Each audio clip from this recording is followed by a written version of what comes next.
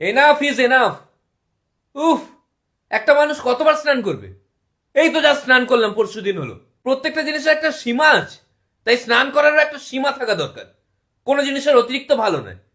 কোনোদিনও তো গুগল দেখবে না, গুগলে কি কি দিচ্ছে জানো বেশি স্নান করলে কি হয়? এই দেখো, dry itchy skin, cracked skin, hair loss, skin conditions, acne, dandruff, তো প্রবলেম। এই যে ক্র্যাকড স্কিন লেখা আছে, ক্র্যাকড স্কিন মানে বোঝো?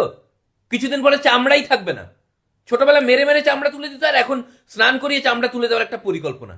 শীতকালে তো স্নান করতেই নেই, একদিন ছেড়ে ছেড়ে স্নান করার কথা ভাবা উচিত। তাও ভাবা উচিত, স্নান করা উচিত নয়। আর কি কি আছে পড়বো? পড়লে মাথা খারাপ হয়ে যাবে তোমার। কি লেখা আছে দেখো, allow bad bacteria to enter through cracked skin.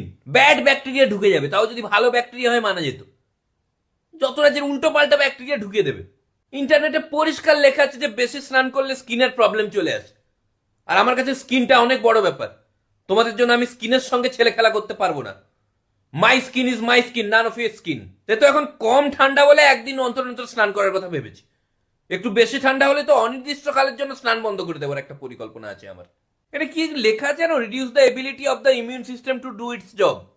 আমার ইমিউনিটি কমিয়ে দেবে তুমি? এ কি ধরনের অসভ্যতামি!